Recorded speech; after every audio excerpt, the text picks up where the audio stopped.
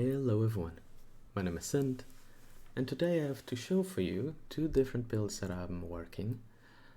One of them I moved away from, was the first one I tried, is the one that you can see on screen right now. It is a Moto Charge Calling Grim Phantom build. There's a couple of reasons why I moved away from it. It was visually, I just cannot handle the explosions. It takes too much. Always watching that throughout your gameplay sessions is just too much visual clutter, as well as the sound effects. I had to play the build without sound for mostly the later half of the build's gameplay because it's just too much all the time for me personally. On top of that, I didn't know this, I haven't much played minions in this game. There's unit collision with your own minions. So sometimes you move in such an awkward way when trying to go from one place to the other because your character is trying to avoid your minions that keep dashing about. And because of that, I kinda ended up moving away from this character. Don't get me wrong, it's incredibly powerful. It's by far the most powerful character I've played. I got it to do time mark 7 super comfortably. You just run and pick up the loot. Very reliable in that sense, and it probably will at the high end get more damage than the character I'm playing right now, but I do prefer the character I'm playing right now, so hopefully that will turn out well. If you want a quick rundown of this character, all I did was they have two Grim Phantom setups using Elemental Fusion, Lightning Pen, Steamroll, Maniacal Army, and Mechanical Modifications. Then you take Elemental Shock, because your Grim Phantoms do lightning damage. I have a Curse setup, and a Movement Speed setup. For Auras, I take Fearless, and I take Swiftness with Elemental Resistance, as well as Summon Frost Spirit and Thunder Spirit, linked to Elemental Duo and Mark. After that, on the passives, I took Machinist with Boss and Kinetic Conversion for the big nodes.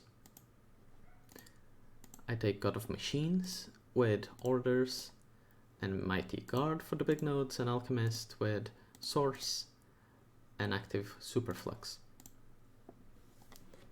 It's a very easy build to make. If you have any questions or any doubts about it, you can put in the comments and I'll do my best to reply to all of them. But now to the build that I'm actually playing. As you can see on the screen right now, I'm currently playing an Erica Cat Eye build using Corrosive Throw as my main damage ability. It was an interesting challenge because I only played a little bit of Erica last league when she came out with Battle Pass, and I never tried Corrosive Throw, or any erosion builds for that matter. It has been interesting. Erica levels fairly easily. I had leveling uniques as well, so it made things much easier. I wouldn't recommend leveling Corrosive Throw unless you have leveling uniques, because most of the supports you want to use on your skill are unlocked at level 55. So unless you can make up for the damage with just having a bunch of supports when you shouldn't, I would recommend with leveling with something like Berserking Blade or Thunder Slash, which you get at level 1. Nevertheless, I leveled with it. If you want to level with it, there's a couple of weapons that you can use. I went with a pair of Imploration Daggers that you can put on at level 12, and then I swapped later on at level 59 to a pair of Infatuation Daggers. Currently, the carry is level 83. It is making its way to time mark 7. I'm at time mark 6 currently. I'm using, on the passive tree, I'm currently using Goddess of Hunting, Marksman, and Shadowmaster. I intend to swap Shadowmaster out for Ranger later on, because I intend to go into a Fervor setup, but currently I can't afford it because the helmet I want costs like 200 FE, so I'll need to farm a little bit before I can do that. So Shadowmaster works well for now. Problem with Shadowmaster is that it has very low health increases on the tree, so we're a bit squishy currently. If you take a couple of slaps, you might die. I'm banking on mostly evasion, as well as a defensive skill that I'm currently using.